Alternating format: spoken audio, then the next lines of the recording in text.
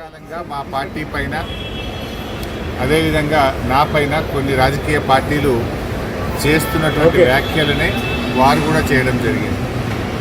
అయితే ఆ వ్యాఖ్యలు వారు ఎందుకు చేశారో అది వారి విజ్ఞతకే నేను వదిలేస్తున్నాను.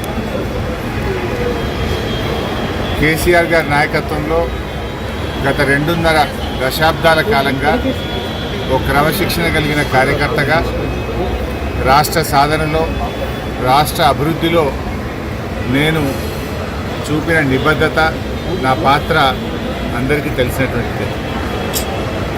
ఈరోజు రాష్ట్రంలో ఎరువులు దొరకక ఒకవైపు రైతులు గోసపడతా ఉన్నారు, మరొక వైపు వరద ప్రాంతాల ప్రజలు అనేక ఇబ్బందుల్లో ఉన్నారు.